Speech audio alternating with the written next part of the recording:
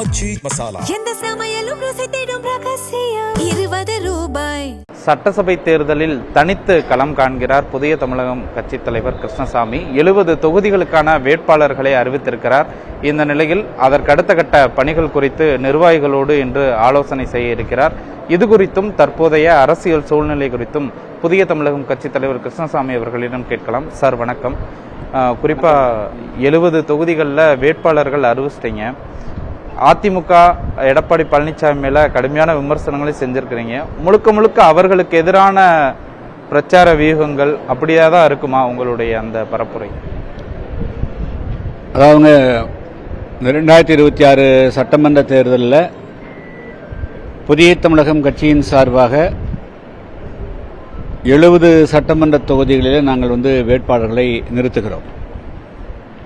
ஏற்கனவே அந்த வேட்பாளர் பட்டியலை நான் சென்னையிலும் கோயம்புத்தூரிலும் அறிவித்து விட்டோம்.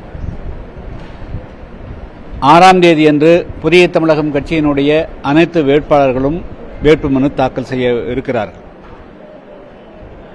எனவே ஒவ்வொரு வேட்புமனுவும் முறையாக நிரப்பப்பட்டிருக்கிறதா என்பதை சரிபார்ப்பதற்காக இன்று அனைத்து வேட்பாளர்களையும் மதுரைக்கு வர சொல்லி நானே ஒவ்வொரு வேட்புமனையும் பார்த்து அந்த மனுக்களில் ஏதாவது குறைபாடுகள் இருந்தால் அதை அவற்றையெல்லாம் நிவர்த்தி செய்து அதை எந்த விதமான பிழையும் இல்லாமல் மனுக்கள் சமர்ப்பிக்கப்பட வேண்டும் என்பதை நாங்கள் வேட்பாளர்களுக்கு அறிவுறுத்தியிருக்கிறோம். பெரும்பாலான வேட்பாளர்கள் சரியாகவே பூர்த்தி செஞ்சுக்கிறாங்க. யாராவது சில குறைபாடுகள் இருந்ததுன்னா அந்த குறைபாடு சுட்டி காட்டிக்கிறோம். எல்லாம் சரி செய்து 6ஆம் தேதி அன்று காலை 12லிருந்து 3 மணிக்குள்ளாக நாங்கள் விருப்பமனு நாங்கள் சமர்ப்பிக்க இருக்கிறோம். குறிப்பா கூட்டணி ஆட்சி தான் அமையும் அப்படின்லாம் கூட பேசுனீங்க. கூட்டணி விரும்புனீங்க.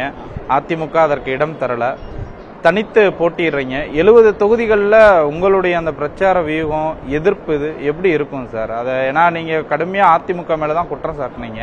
அதாவது இந்த தேர்தலை பொறுத்த மட்டிலும் பொதுவாக 2 பெரும் அரசியல் கட்சிகளாக தங்களை காட்டிக்கொள்ளக்கூடிய அதிமுக அதேபோல திமுக 2 கட்சிகளுமே தமிழ்நாட்டில் இருக்கக்கூடிய தென் மாவட்டங்களில் மையமாக வைத்திருக்கக்கூடிய மிகப்பெரிய சமுதாயம் தேவேந்திர சமுதாயம்.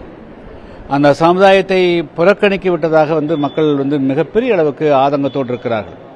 அதுவும் கடந்த ஒரு 5-6 தினங்களுக்கு முன்பு தூத்துக்குடியில் விமான நிலையத்தில் அதிமுகவினுடைய பொதுச் செயலாளர் எடப்பாடி பழனிசாமி அவர்கள் ஏதோ நாங்கள் 2021 நாங்கள் வாங்கிய வாக்குகள் குறைவு அப்படி எல்லாம் சுட்டிக்காட்டியது அது பொது வழியில் இந்த சமுதாயத்தை அவமானப்படுத்துவதாக மிகப்பெரிய அளவுக்கு இந்த சமுதாய மக்கள் மத்தியில் கொந்தளிப்பு இருக்கிறது.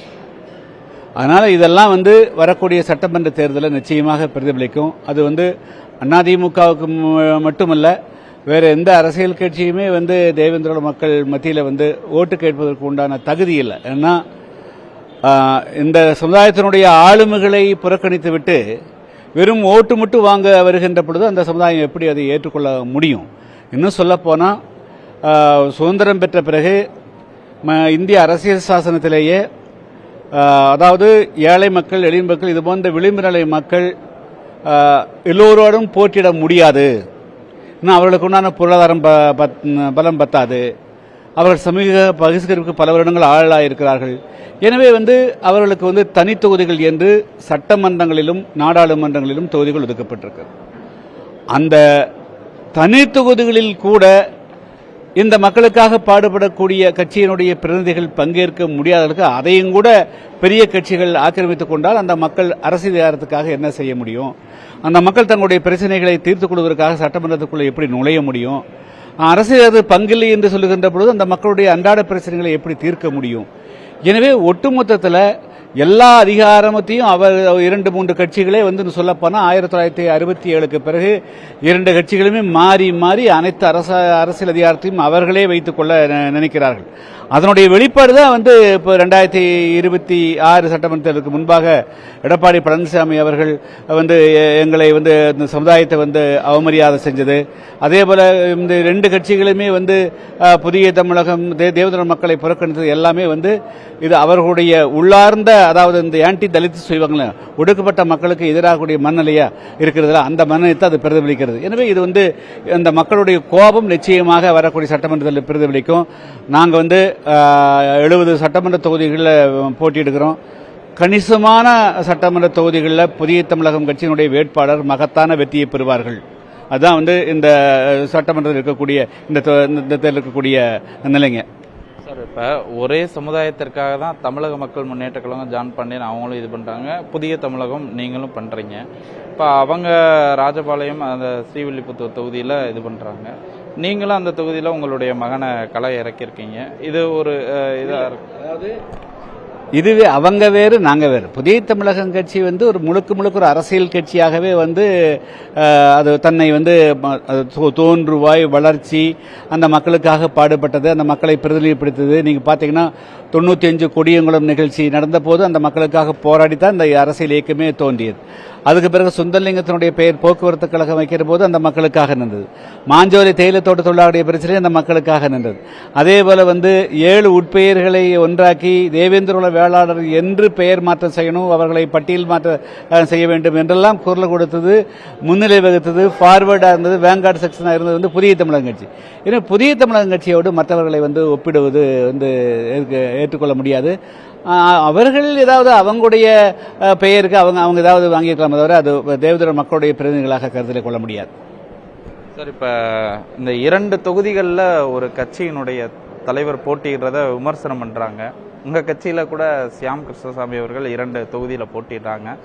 அதை அப்படிதான் விமர்சனம் செய்யணுமா? ஏன் 2 தொகுதி? அம்மையார் ஜெயலலிதா அவர்கள் வந்து 4 சட்டமன்ற தொகுதியில் கூட போட்டிட்டுருக்காங்க. இது ஒன்றும் புதுசாக இல்லை.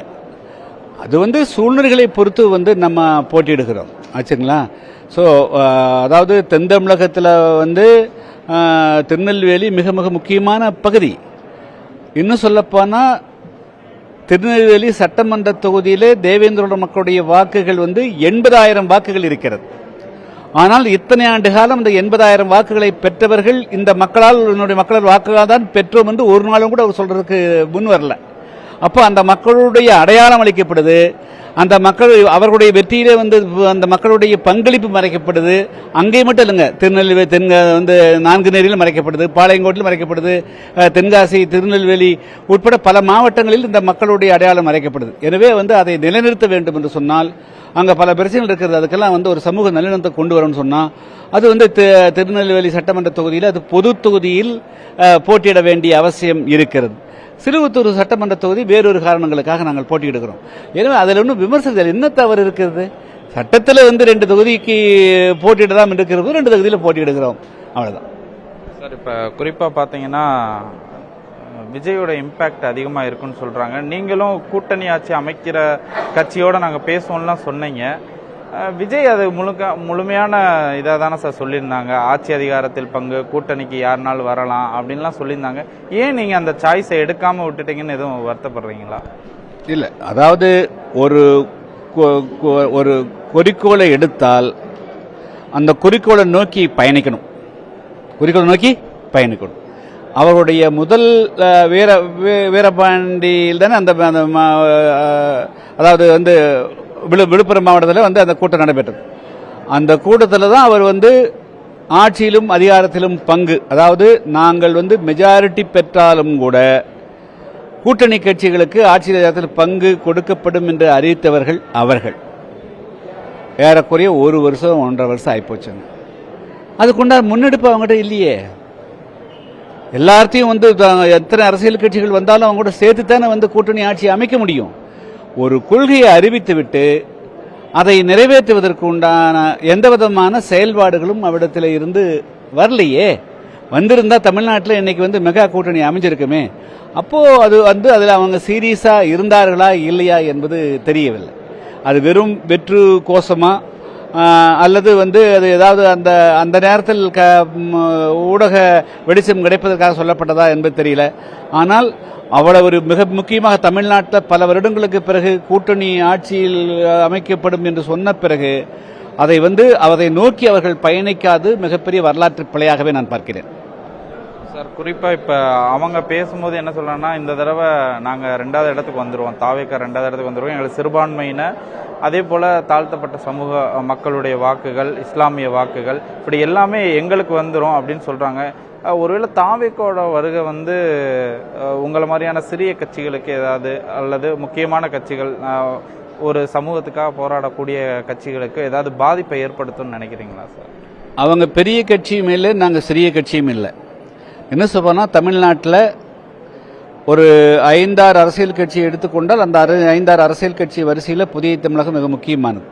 1996 புதிய தமிழகம் கட்சி தமிழ்நாட்டில் வலுக்கொண்டிருக்கிறது. அதனால் எங்களுக்கு வேற யாருடைய வருகையால் எந்த விதமான பாதிப்பும் இல்லை. அவங்களுக்கு இருக்கக்கூடிய செல்வாக்கு, அவர்கள் வாக்கு வாங்குவார்கள், அதை நிரூபிப்பார்கள். அதனால் அதை நான் குறை சொல்ல விரும்பலை. எங்களுக்கென்று ஒரு கட்டமைப்பு இருக்கிறது, எங்களுக்கென்று செல்வாக்கு இருக்கிறது. இப்பொழுது இந்த 2026 சட்டமன்ற தேர்தலுக்கு பிறகு நாங்கள் எடுத்த முயற்சிகள், எடப்பாடி அவர்கள் பொதுவெளியில் இந்த சமுதாயத்தை அவமானப்படுத்தது, பெரிய 2 அரசியல் கட்சிகளுமே இந்த சமுதாயத்தை புறக்கணித்தது, அது மக்கள் மத்தியில் மிகப்பெரிய கொந்தளிப்பு இருக்குது. அது அதனுடைய விளைவாக அதனுடைய நிலைகள் மாறி இன்னைக்கு எங்களுக்கு ஒரு மிகப்பெரிய அளவுக்கு வெற்றி வாய்ப்பு புதிய தமிழகம் கட்சிக்கு இருக்கிறது. சட்டசபை கூட வரலாம் அப்படின்லாம் சொல்றாங்களே சார், அதுக்கான வாய்ப்புகள் இருக்குமா? இப்பொழுது அதை அறுதிட்டு கூற முடியாது. ஆனால் அப்படி ஒரு சூழல் உருவாகாது என்று சொல்ல முடியாது. என்று சொன்னால் தமிழ்நாட்டில் இப்பொழுது கிளியர் கட்டாக யாருக்கும் ஒரு அலையெல்லாம் கிடையாதுங்க. அந்தந்த சட்டமன்ற தொகுதியினுடைய வேட்பாளர்களுடைய செயல்பாடுகளை மக்கள் கவனிப்பார்கள். அதே சமயத்தில் 2 அரசியல் கட்சிகளிட்டையும் இலவசங்களை தவிர பெரிய அளவுக்கு ஏன் தமிழ்நாட்டில் அவங்களுக்கு மீண்டும் ஓட்டு போட வேண்டும் என்பதற்கு உண்டான எந்த விதமான ஆணித்தரமான கருத்துமே இல்லை. நான் வந்தா 10,000 கொடுப்பேன்னு ஒருத்தர், நான் வந்தா கூப்பன் கொடுப்பேன்னு ஒருத்தர், இப்படித்தான் சொல்லி ஓட்டு வாங்க நினைக்கிறார்கள் தவிர தமிழ்நாட்டு மக்களுடைய வாழ்வில் ஒரு மாற்றம் வரும் என்ற சிந்தனையோட்டம் இல்லை. அதனால மக்கள் இந்த இலவசங்களுக்கெல்லாம் மயங்க மாட்டார்கள். அதனால தமிழ்நாடு சட்டமன்ற தேர்தல் ஒரு வித்தியாசமான சூழல் உருவாதுக்கு வாய்ப்பு இருக்குது. அதனால தான் இப்போ நாங்கள்லாம் வெற்றி பெற முடியும் என்ற நம்பிக்கை எங்கிருந்து வருகிறது என்று சொன்னால், இன்று இருக்கக்கூடிய அரசியல் சூழலுடைய அடிப்படையில் தான் புதிய தமிழகம் கட்சி போட்டியிடக்கூடிய 70 தொகுதிகளில் கணிசமான 12-15 சட்டமன்ற தொகுதிகளை நாங்கள் வெற்றி பெற முடியும். மீதி தொகுதிகளில் மிகப்பெரிய அளவுக்கு தாக்கத்தை உருவாக்கும். இன்னும் 20 நாள் 18 நாள் இருக்கிற சூழ்நிலையில் அந்த தொகுதிகளிலும் வெற்றி பெறுவதற்குண்டான யுத்திகளை நாங்கள் வகுப்போம். வரக்கூடிய நாட்களில் நாங்கள் எடுக்கக்கூடிய பிரச்சாரம், மக்களை அணுகக்கூடிய விதம், இவை அனைத்தும் மிகப்பெரிய வெற்றியையும் பல தொகுதிகளில் ஆளும் கட்சி எதிர்க்கட்சிகளுக்கு தாக்கத்தையும் ஏற்படுத்தும் என புதிய தமிழகம் கட்சி தலைவர் கிருஷ்ணசாமி தெரிவித்திருக்கிறார். புதிய தலைமுறைக்காக ஒளிப்பதிவாளர் குணாவுடன் மணிகண்ட பிரபு. எந்த சமையலும் ருசி தேடும் ரகசியம் 20 ரூபாய்.